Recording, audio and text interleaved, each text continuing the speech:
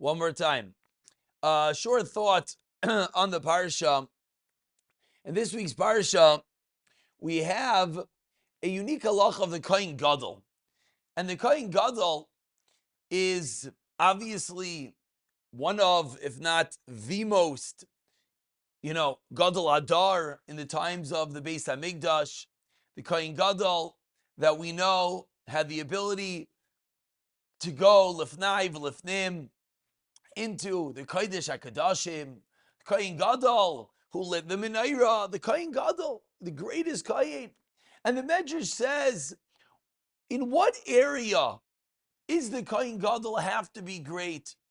And the Medrash says, of course, there's in Chachma, in wisdom, but the Medrash says a peculiar detail that the Kohen Gadol has to be Gadol, greater than everyone else. And that is, says the Medrash, in Gevura, in strength. Now, it just sounds interesting because the Kohen Gadol is a Gadol in Torah, in leadership. I don't know if we would, in the list of qualities of our Gedolim, Rav Chaim Kanievsky, I don't know if Gevura, strength, pure physical strength, is one of them. Very, very interesting. So Rav Chaim Shulevitz famously comes along and he says that we see something important over here.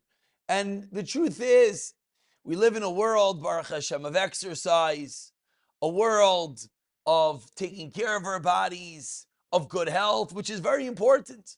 We have the ultimate, v'nishmartem mo'oid l'nafshei seichem, teaches the Torah. Not just to take care of ourselves, mo'oid, very much so. But says Rav Chaim Shulevitz, you know why the Kohen Gadol, how to be stronger than everyone else?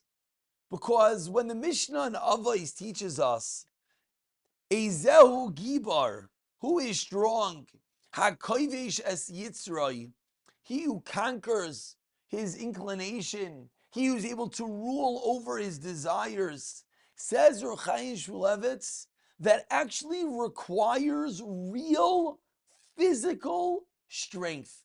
And when we train ourselves to push ourselves beyond our limits, that as well could help us in our fight, in our spiritual battle against the Yetzer Hara. And it's an incredible, eye-opening idea that when we have to push ourselves to do a chesed, when we have to push ourselves to be nice, when we have to bite our tongue to not say something, yes, it actually requires physical strength.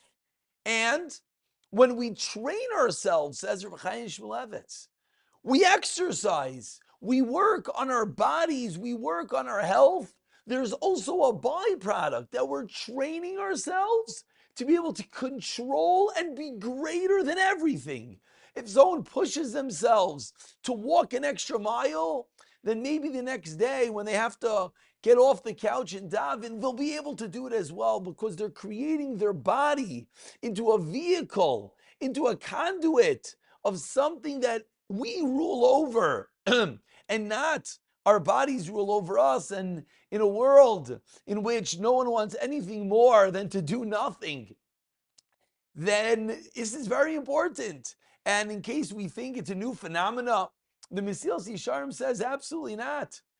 God created the very nature of a human being. Our teva is to want to do nothing. Nothing more than sinking into the couch and just staring at the four walls, or maybe at a large screen, or maybe just listen, nothing. That's what our nature wants. But of course, we have to be productive people.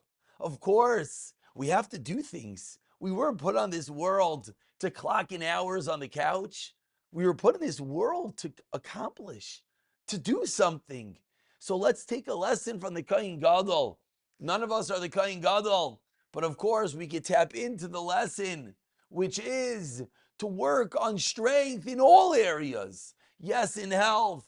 Yes, in exercise. Because as we learn how to push ourselves, as we learn how to conquer ourselves, we'll be able to thereby transfer that and utilize it even in areas of ruchnius, of spirituality, of connecting to Hashem, b'siyata dishmaya.